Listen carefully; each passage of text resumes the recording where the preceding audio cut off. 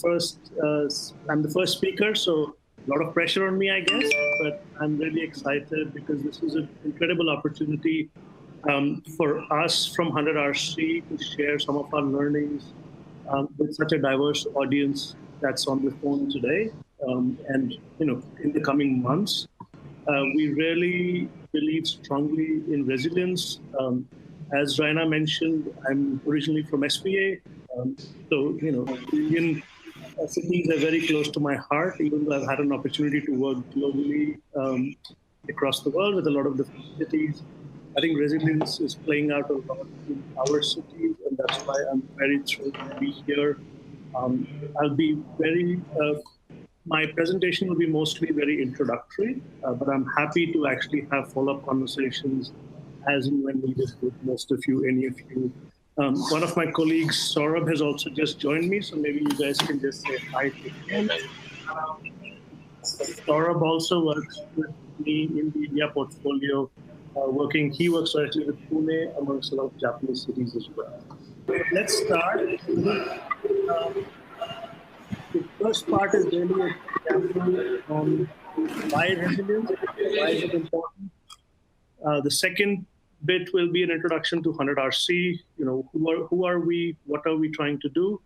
The third one will be a very brief theoretical perspective on resilience and also the framework that we use in our cities. And the final piece will be more on examples, including some from India, as to the work that we're trying to do. So cities are important. I mean, I think I don't have to tell it to the group that's in the audience today. You're all coming from working in cities, but why are they important? 54% of the global population is already living in cities. Cities are generating something like 3/4 of the global GDP. But cities are also facing three major trends that are essentially transforming our cities. There are three, cities this century are really going to be facing three major trends. The first one is globalization. Cities are now much more interconnected. You can see the spread of diseases. You can see how finance moves from city to city. And I think that is putting a lot of pressure at the pace at which cities have to respond or adapt because of globalization. This is an example from Yiwu, China, where 60% of the world's Christmas decorations come from Yiwu. So if something happens in Yiwu, 60% of the the Christmas decorations are affected, showing the interconnectedness between cities and how globalization has connected cities to each other a lot strongly. Second trend is really rapid urbanization, which is very important in our Indian context. This is an example from Chennai.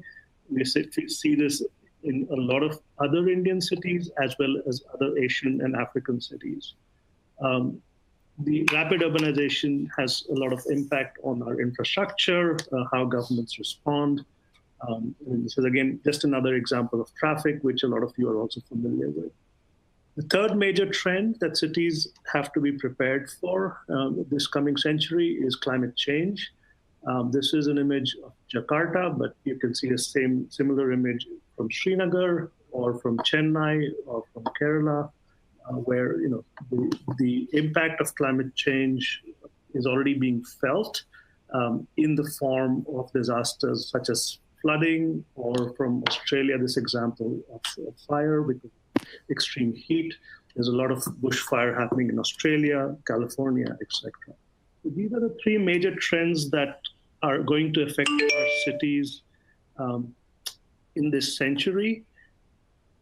And recognizing that cities are still going to remain important. We had 10% of the global population living in cities in 1800, about 54% in 2017, going up to something like 75% of the urban population will be living in cities. We have actually a huge opportunity because a lot of the infrastructure, a lot of the city space actually has not been built.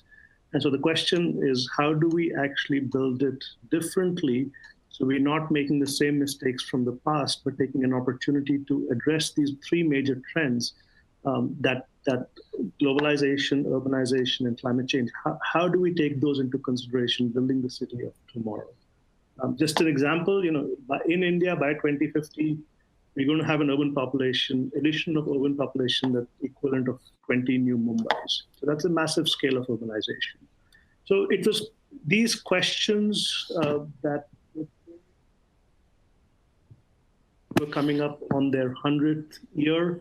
They wanted to do something big. And they said, we really want to look at urban resilience and look at that across 100 cities.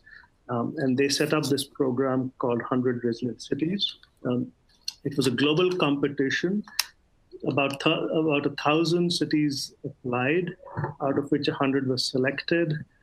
And these 100 are part of the 100 Resilient City network and get a certain amount of support through the Rockefeller Foundation. What does that actually mean? So we work with cities, these 100 cities, providing them a champion. So a person who's essentially assigned as a chief residence officer, he's supported by us. We help the city develop a strong narrative for urban resilience, which we call the resilience strategy. The 100 cities are part of a global network, so they're learning from each other.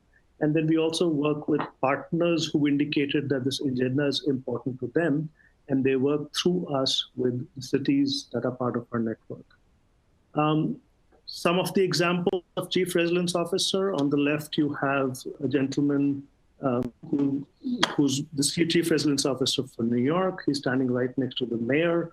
On the right, you have the Chief Resilience Officer for Chennai, who's standing right next to the commissioner. This is a person who's typically very, very close to the heart of decision-making in cities. We select these Chief Resilience Officers carefully because we want to see their ability to influence government decision-making. Our process of strategy development is extremely stakeholder engagement driven.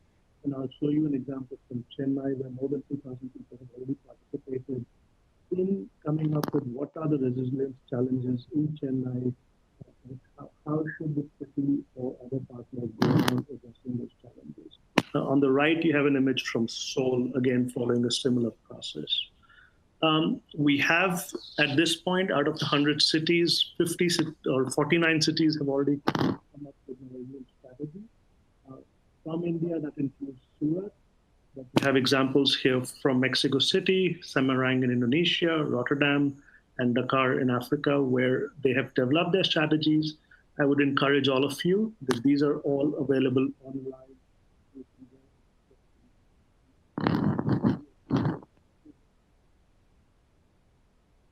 Each strategy will have different sets of challenges identified, shocks and stresses identified, and ways for the city to move forward. This is a list of some of the partners who work with us. Some of these are private sector consulting companies like Arup and Jacobs. Some of these are nonprofits like the Nature Conservancy and Save the Children. I think Save the Children is already on this call, so that's great. You're a platform partner with us. Some of them are insurance companies like Swiss Re. Some of them are development banks like the World Bank is also a partner to us. Essentially, these are partners who work with us, who we essentially bring into cities if the city has articulated a certain need. And also for the partners, it's an opportunity to experiment with new things they may be developing or tools they already have that they want to try out in the city. As I mentioned, it's a global partnership of 100 cities. Some of the names are listed here, but we have cities all the way from New York, London, Paris on one end of the spectrum.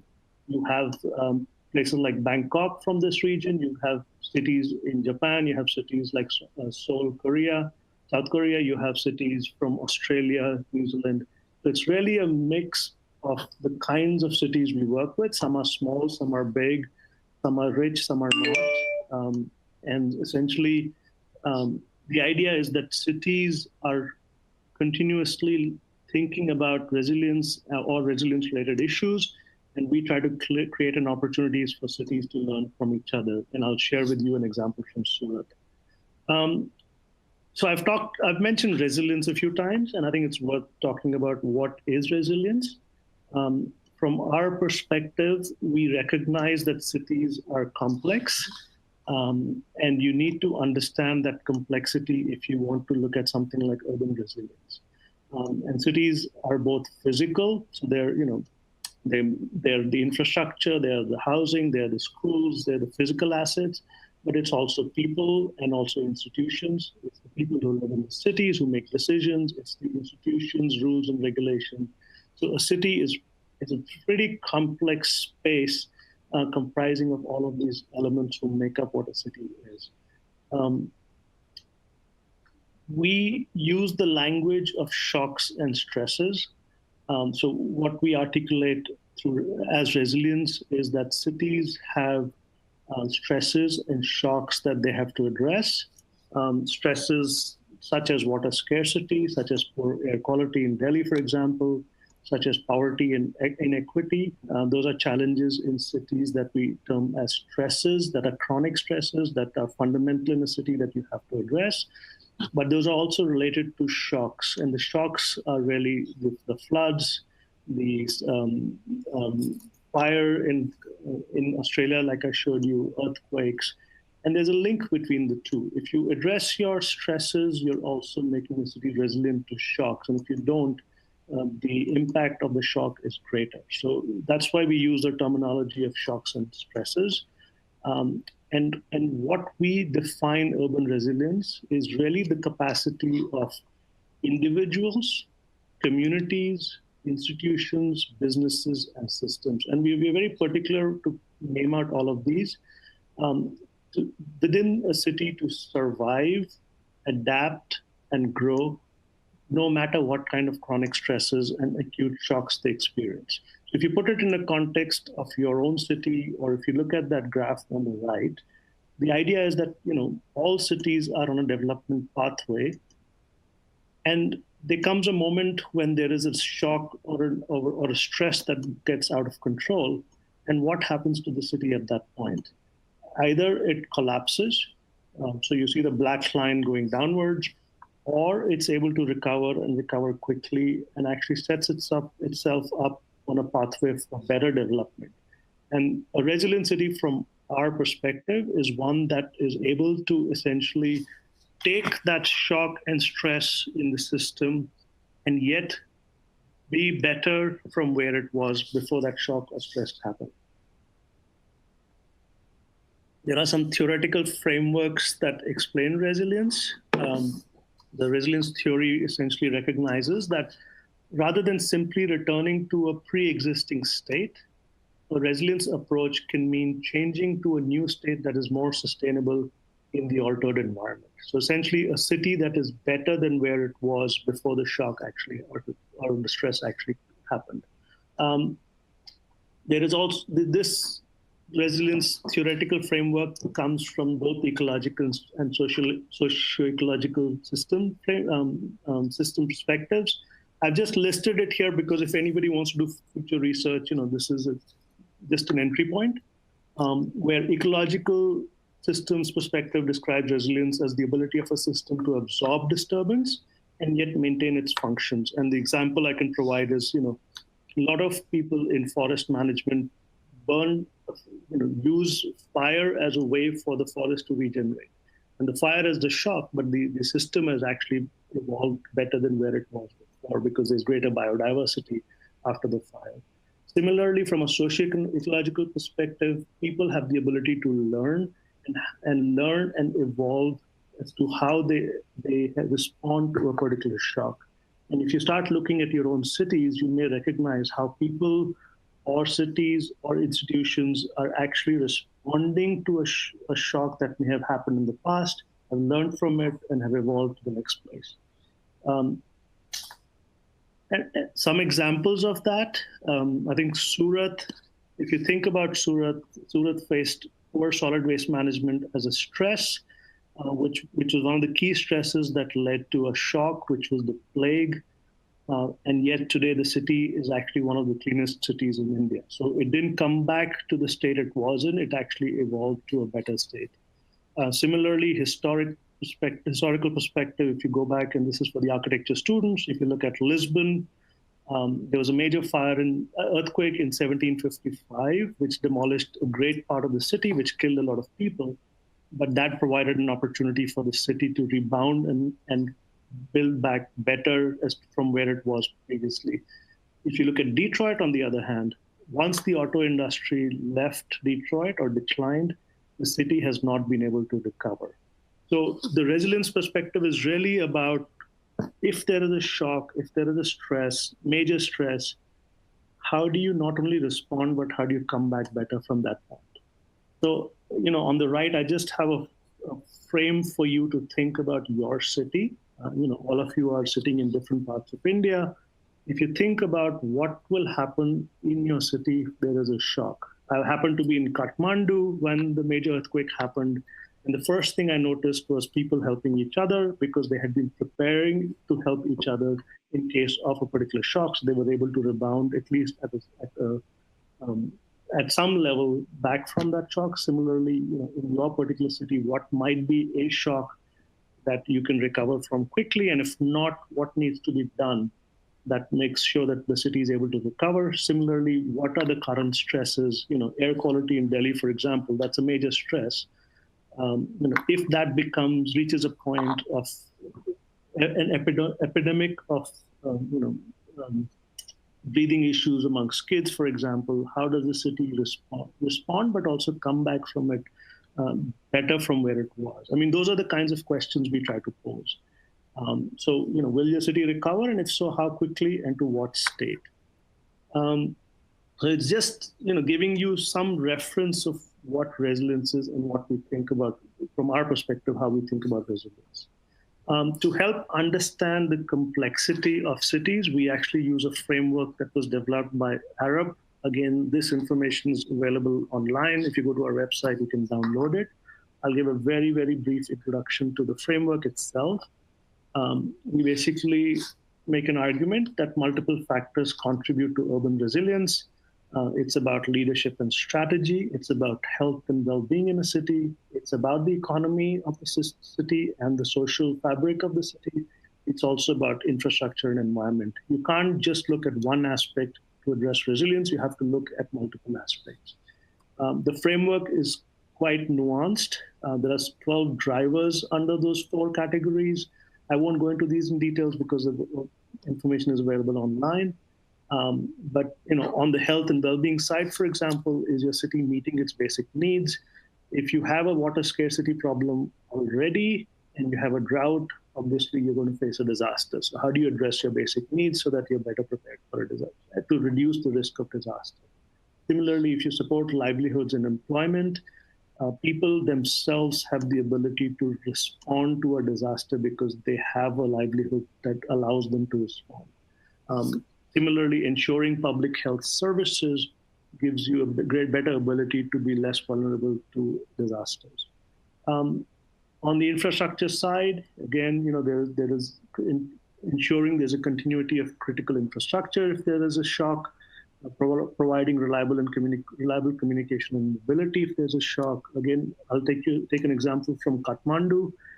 Kathmandu was preparing for the big earthquake by widening its roads and creating open spaces because they were conscious that if there was an earthquake, they needed emergency vehicles to be able to access different parts of the city. They also needed space where people could actually go and live because their housing was not stable.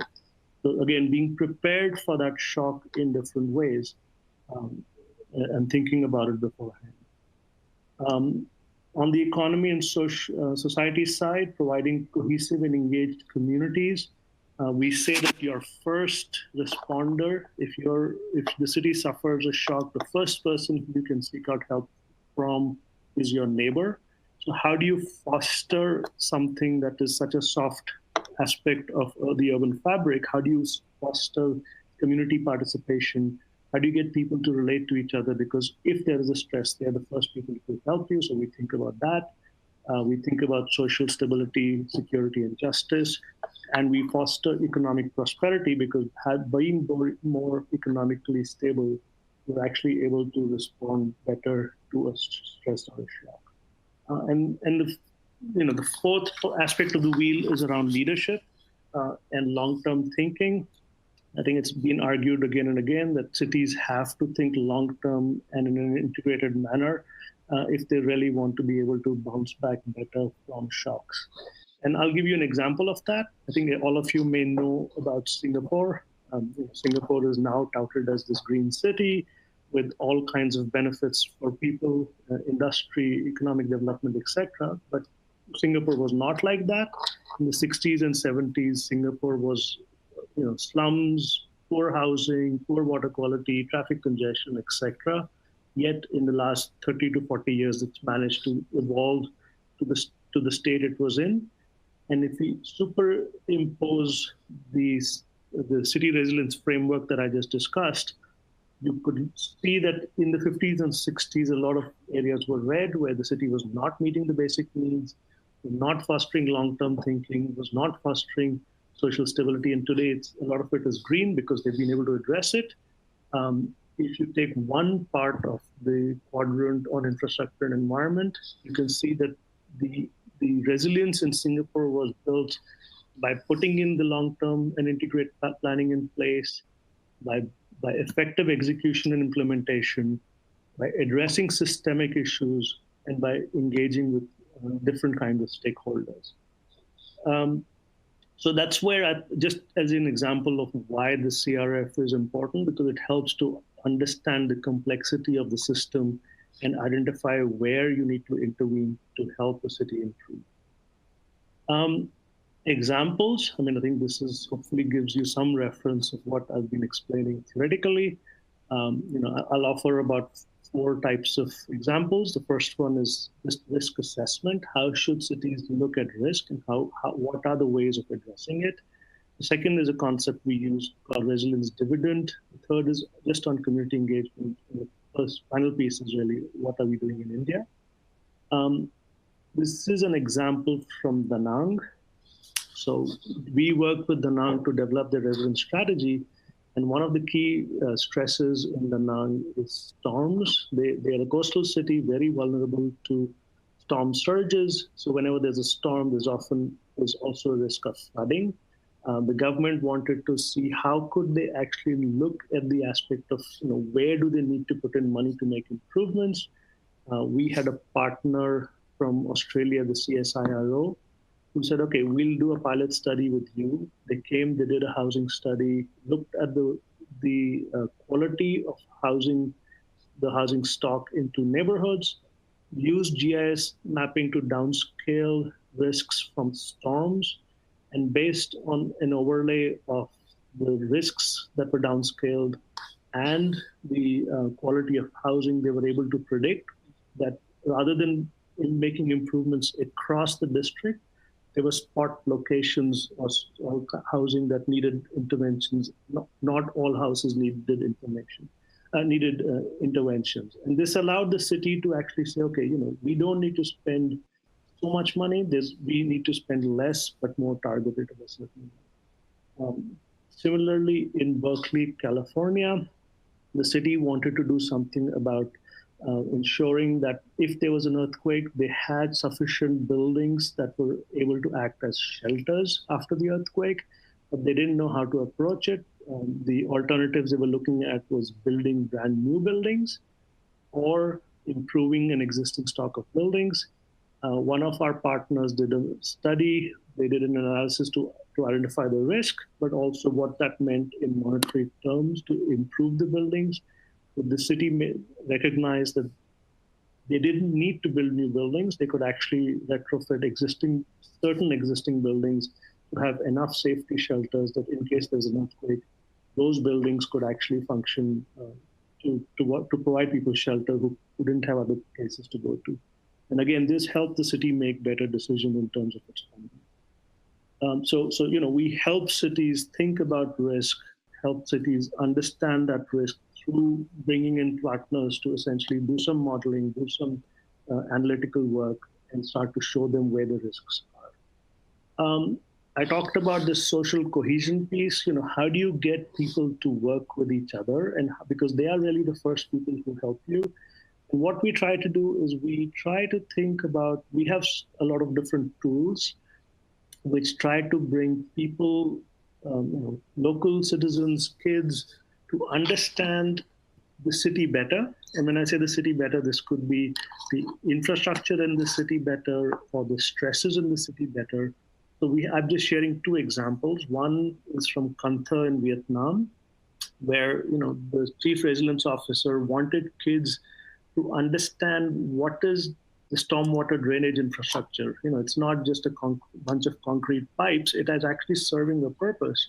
And what he did was he organized a competition for kids in a certain space, and he said, let's paint the stormwater drains. And that became a way for engaging the community in a dialogue about flooding and flood management. Similarly, in Norfolk, in the US, the chief resilience officer wanted the city to adopt some localized measures related to green infrastructure. So what they did is they brought a community out, selected a site which was prone to flooding, and provided some interventions through soft, essentially they used plants to reduce water going into storm drains, with the intention that if you delay the water going into storm drains, you're reducing slightly the vulnerability to flooding. But engaging in a dialogue through a half a day or a day event with the community allowed them to have that conversation, allowed people to understand that they were actually part of reducing the risk of flooding, which was a key stress in the city. The city is one of the most vulnerable in the US to climate change, because if there's a sea level rise in the future, it's going to get the flood risks are only going to increase.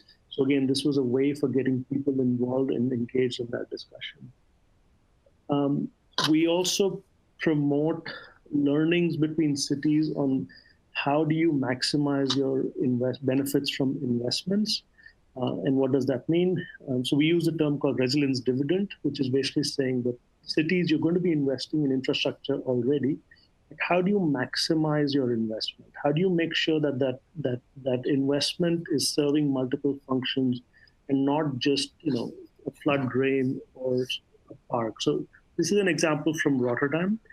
Rotterdam is one of the most vulnerable cities to flooding. It gets flooding from the ocean. It gets flooding from groundwater. All of us probably know that Netherlands is below sea level. So flooding from the ground is a big risk. Flooding from rainfall is a big risk.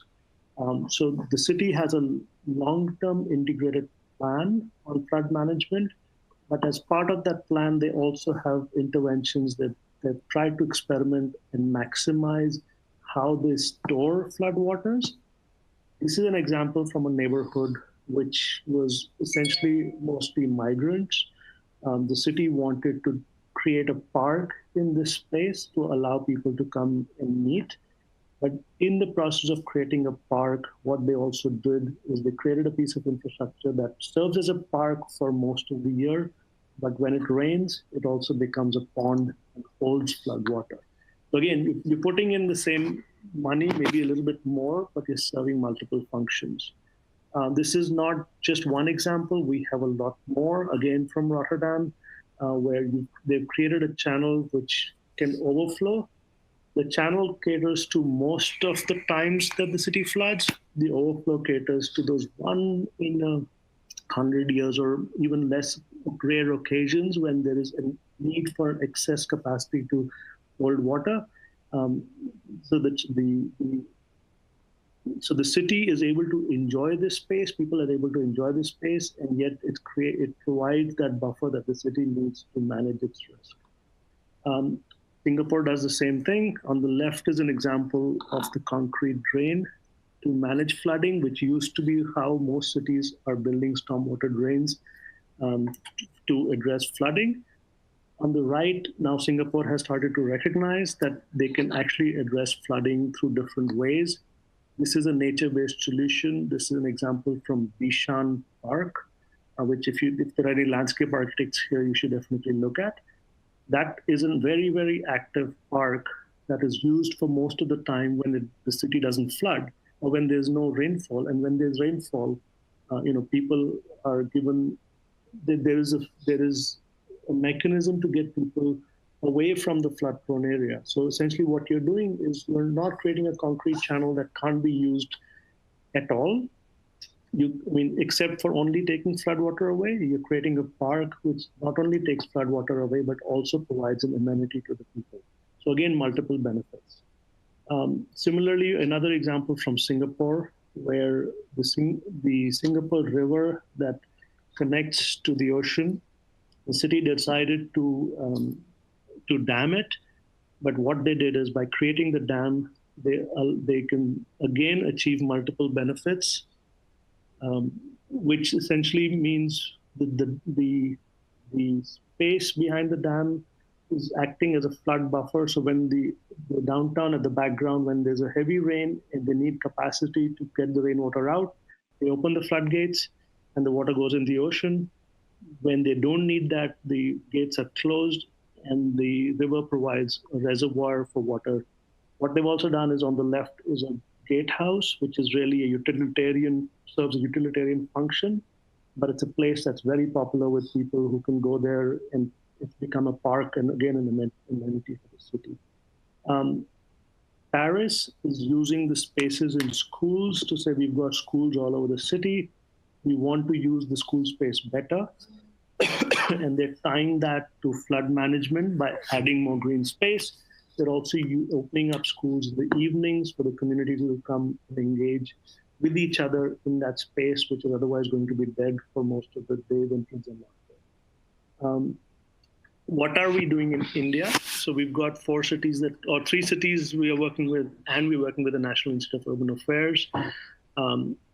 We helped Surat come out with their strategy, and it's available online. We are preparing resilience strategies in both Chennai and Pune. And with NIUA, we are trying some pilot engagements, including this webinar, which is one of our capacity building efforts. Surat strategy, which is, again, like I said, it's online, looked at several aspects of resilience, and you can read more on it, but it looked at connectivity and mobility, affordable housing, water management, economy, ecosystems, etc.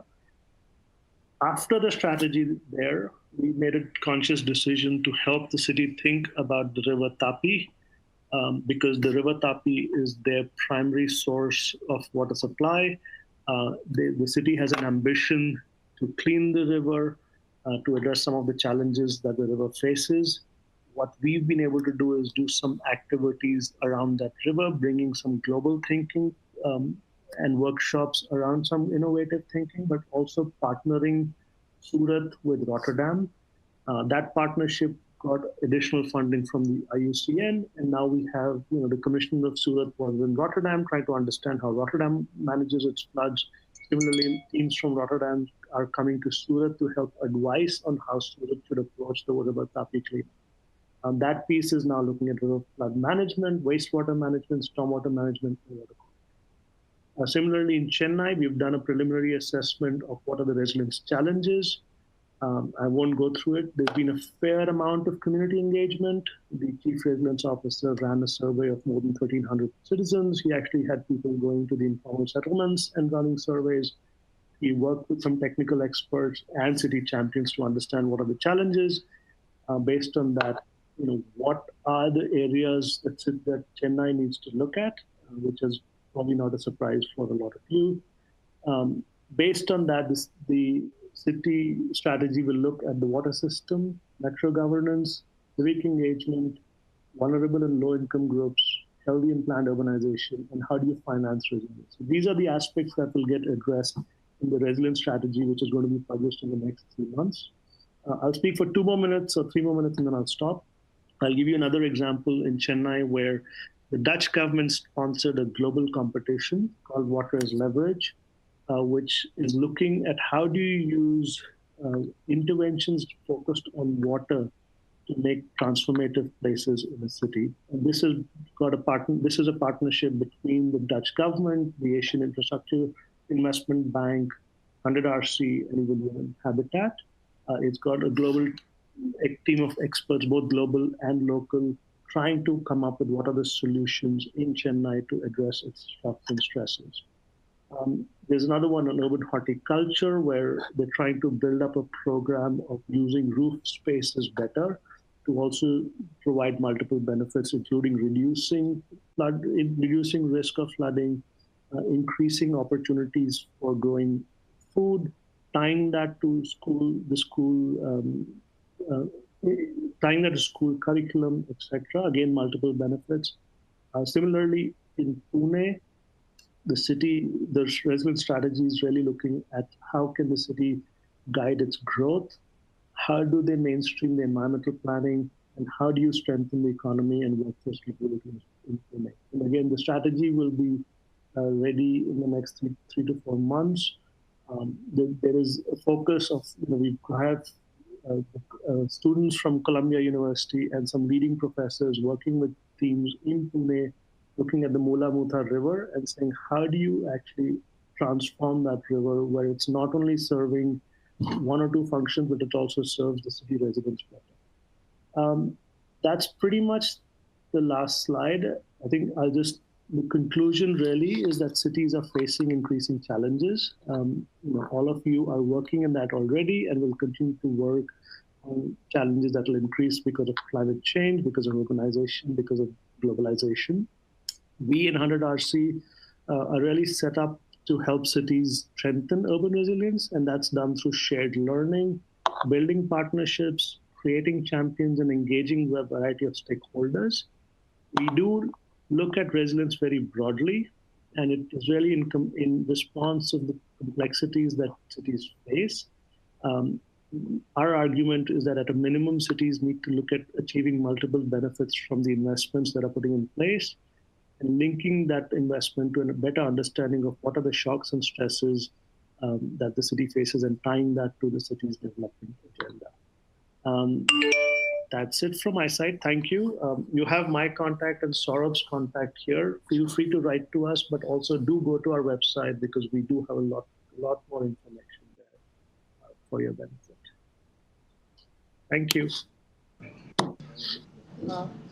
Thank you, Amit, for that wonderful presentation. I think it was a really, really comprehensive talk that we just had from you right now. So you talked about the overall concept of resilience and how cities which are part of the 100RC network are using this concept and the city resilience framework and trying to build, through multiple partnerships, they are taking up these innovative initiatives which are with multiple benefits and trying to build resilience on those fronts. So I think this is something which was of particular interest to the participants and especially the students, because you also talked about how the students can apply this framework and these concepts in their exercises as part of the studios or later on when they practice. So I think it was really good. So this is the time when we will take up a few questions from the participants. What we would want you to do, our virtual participants, what we would want you to do is send in your question through the chat box, and also please write your name and organization or university with which you are associated so that, we can take up these questions. But in the meantime that, the participants are sending across questions, there is one question that we would like to ask from you from here. So you talked about the importance of leadership and institutions, and you also showed us how different in different cities mayors are taking up action. The mayors are driving the process. Now this is something which is very typical and probably different in the Indian context. The institutional setup in the Indian context is probably very different from other countries and from other 100RC network cities that you are working with. So how do you foresee cities in India in our institutional context championing and implementing resilience action? Sure. I'll answer and sort of join in. I think, cities in India, we have a tendency to look at things that are not working, right?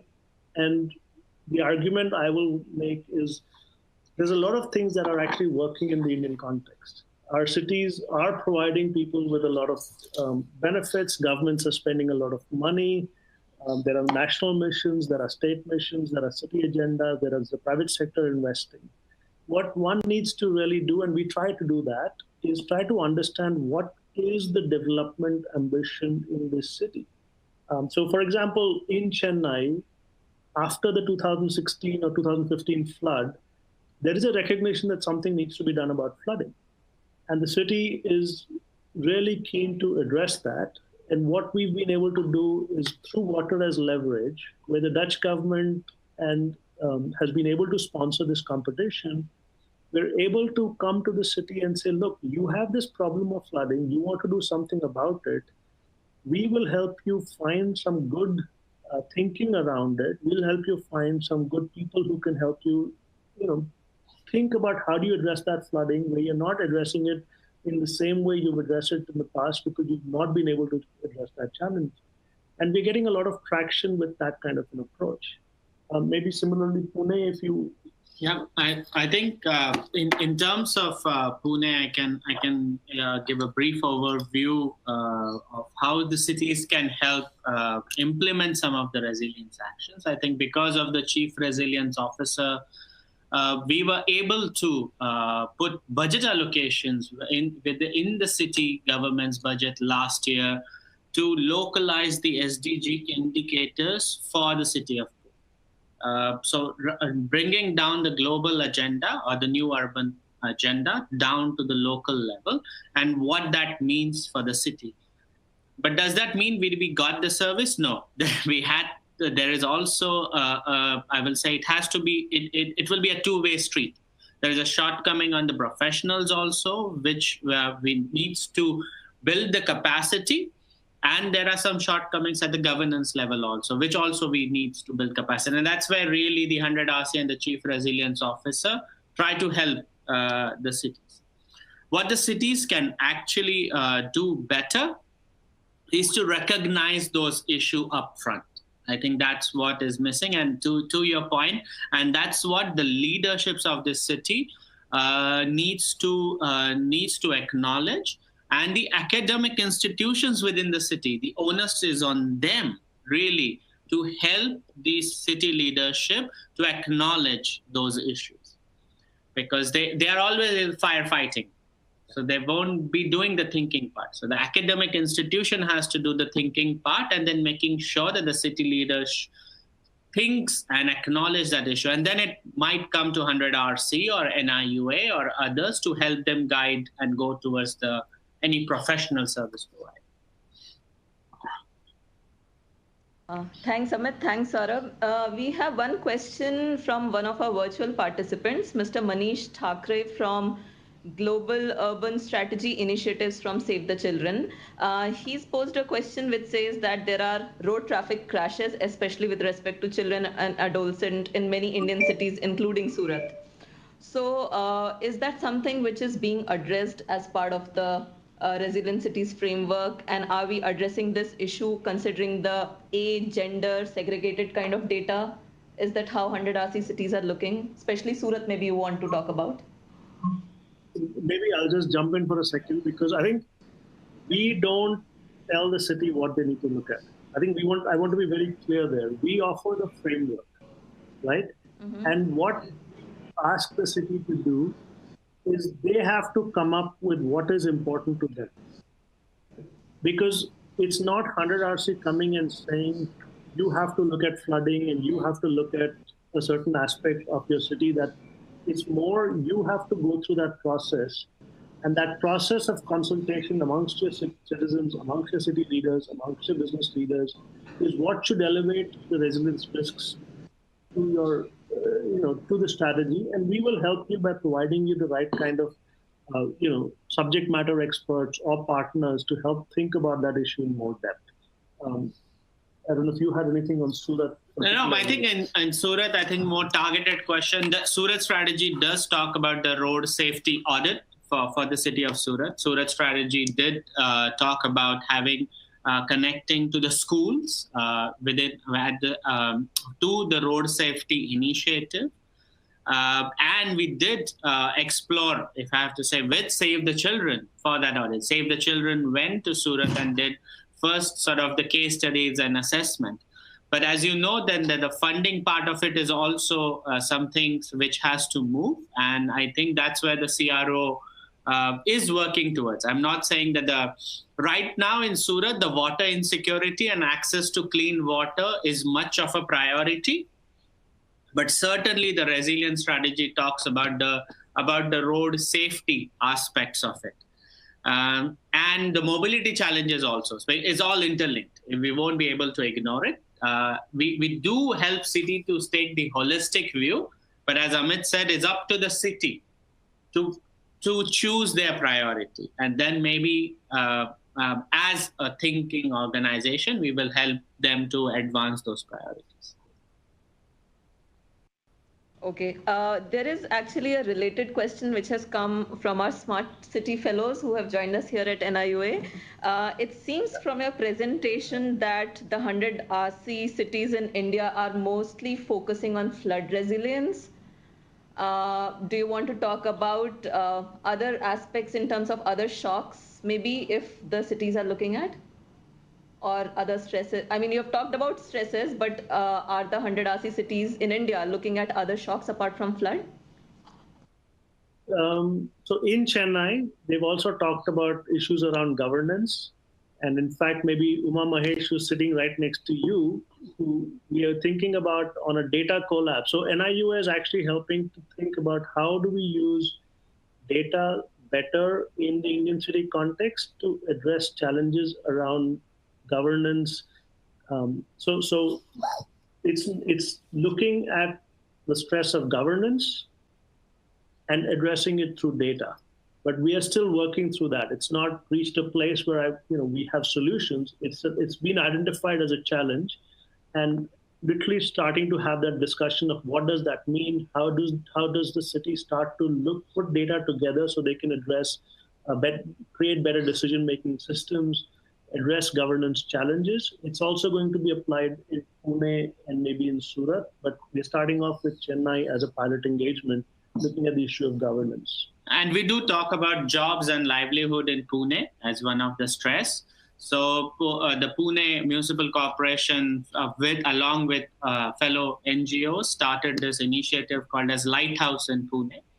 And Lighthouse talks about specifically targeting underprivileged communities and giving the young and the women in those communities access to formal jobs.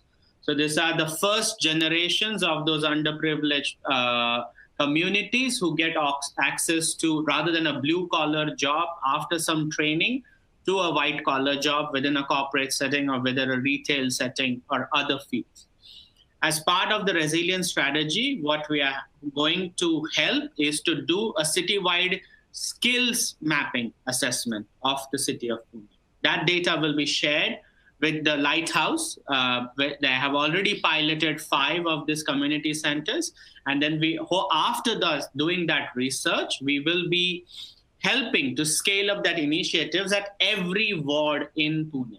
But there are lessons learned. What will be learned from there will work for many of the Indian cities. We're not just talking about economic development only for startups, but the startups are always accepted, but the value is created by those startups also percolates down to the last remaining billion, sort of 500 million population, which is India, which is at below the middle class, targeted towards that community. And Saurabh just highlighted an important point is we are not coming into cities and saying, you don't know what you're looking at. I mean, often cities themselves have solutions. The Lighthouse is a solution that the city of Pune is already trying out, is already learning. So in that case, how do we take that example and scale it up?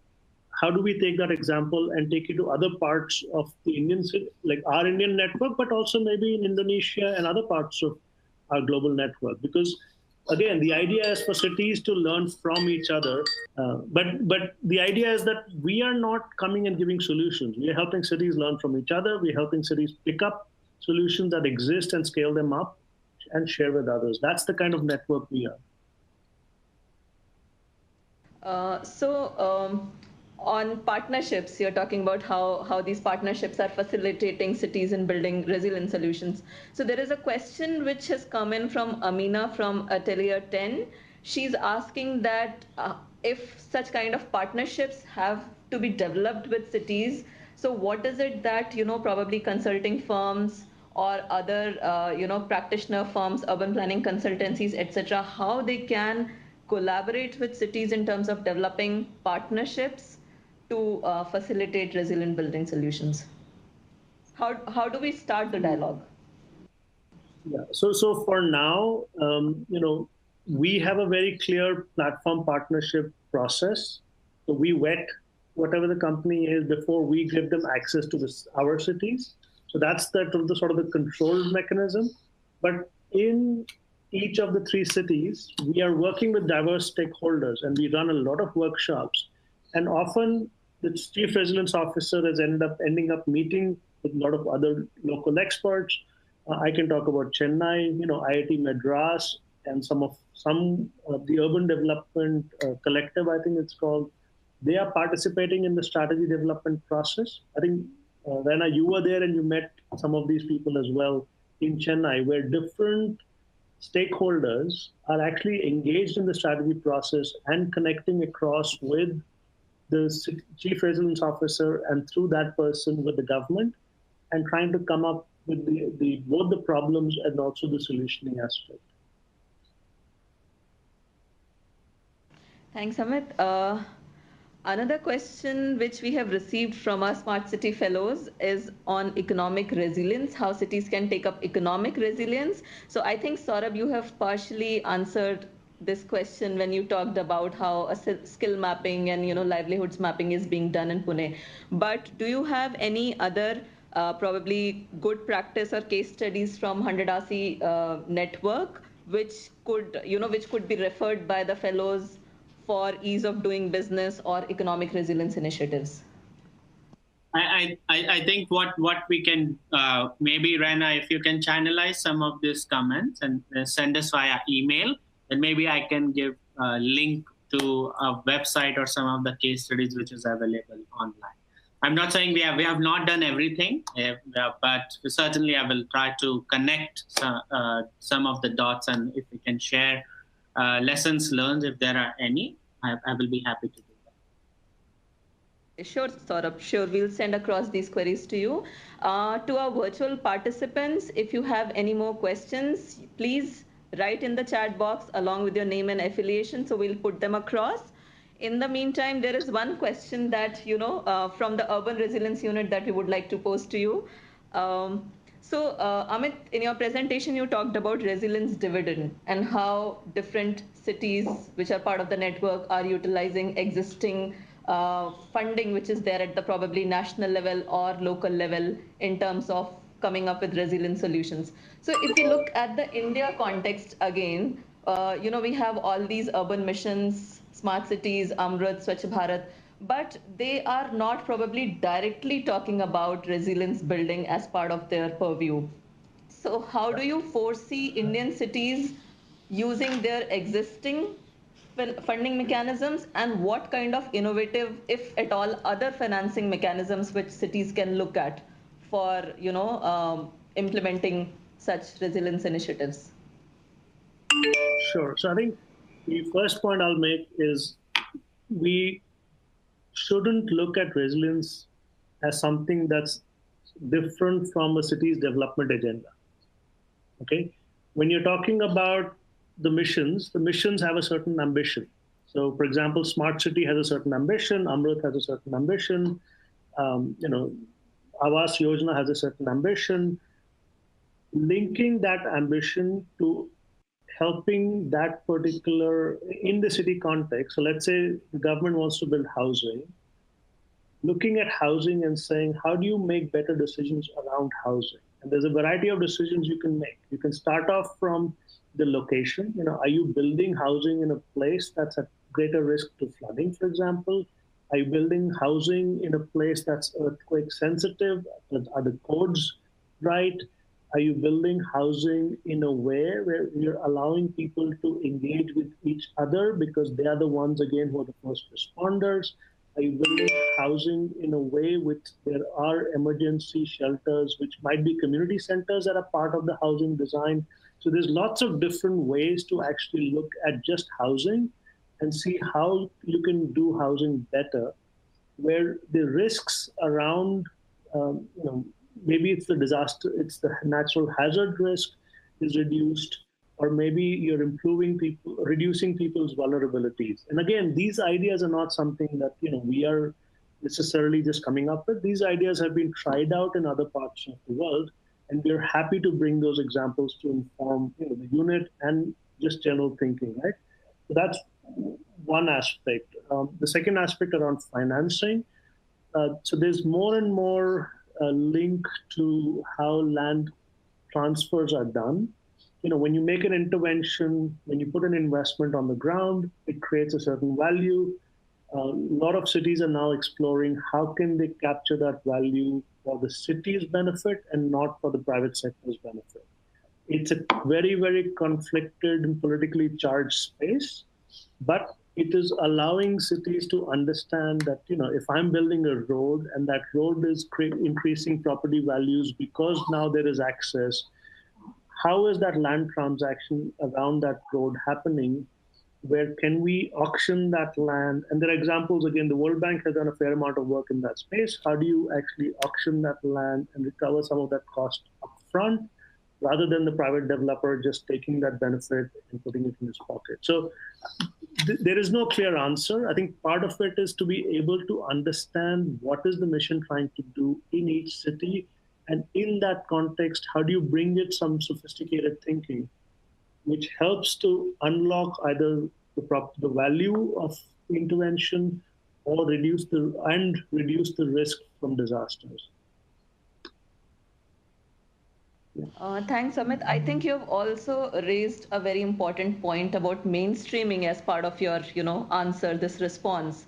And there is a related question that we have received from Alok Patnaik right now. And he's also trying to, I think, highlight a similar point where he says that how do we ensure that in the city planning and governance process, the priorities, resilience becomes a priority. So, I think one of the points that you have said about financing, but also do you want to maybe elaborate a bit about how does this get mainstreamed in the governance frameworks? Because you talked about the CROs, but the CROs right now are present in the 100 RC cities only. So if we talk about other cities in India, the smart cities or the Amrut cities, how they can try to mainstream it in the governance frameworks? Yeah. So I think that was partly the reason we created the resilience unit at NIUA, which 3 of the members are sitting in front of us, where really the idea is that for you, with our help, to start articulating why resilience is important, both to the ministry, but also to the audience who's in the cities, which is the mayors, the developers, the other segments of the population who are actually involved in city building, but don't quite understand how that city building is linked to disasters or stresses and shocks. And I think the articulation from our point of view, end of the day, we are still a very small organization. We are not a massive organization. We are here to help, but I think part of it is this capacity building, this webinar series of increasing people's understanding of resilience, your role in crafting specific briefs for different kinds of audience, making the economic argument why cities should be thinking about it, because cities are spending money, governments are spending money, private sector is spending money. How do we make sure that that money is not getting wasted when the next flood comes or the next earthquake comes? So making that argument is where we are right now. Yeah. So I don't have, I think you answered it. Okay, yeah. So that's partly the role of Raina, you, Mahesh, and Ashali there, and Vaishnavi. Yeah, and yeah, thanks Amit for the responses. Thanks Saurabh for joining in. So we have also received maybe a couple of other questions, but in the benefit of time, probably we won't be able to take them right now. But what I would request our virtual participants is that if you have any specific queries, you are requested to email them to us by the end of today, and which we can forward then to Amit and Saurabh, and we can try our best to, respond to your queries. And otherwise, Amit also during his presentation and the discussion mentioned that how the Urban Resilience Unit at NIUA is working specifically with Indian cities around resilience. So if you would like later on as well, you can, please feel free to write with your queries to us here at NIUA, and we would try to help you as much as we can, whether it is with the students. Of course, we are interacting with various universities, but with our practitioner participants also, please feel free to reach out to us. So thank you, Amit and Saurabh, for this wonderful presentation and for interacting with us. Thank you all the participants, our Smart City fellows. We will have, for the benefit of our participants, as you are aware, we have a second webinar in February, which is planned in the last week of February with Dr. Eric Chu. And we will be sending out information on that very soon. Please keep following us on the social media posts. The second webinar is scheduled on the 22nd of February. So please keep following us on our social media pages, and to the universities, we'll of course share more details via email as well. Thank you, everyone. Thank you. Thank you. Thank you for organizing. Bye, Thank you. everybody.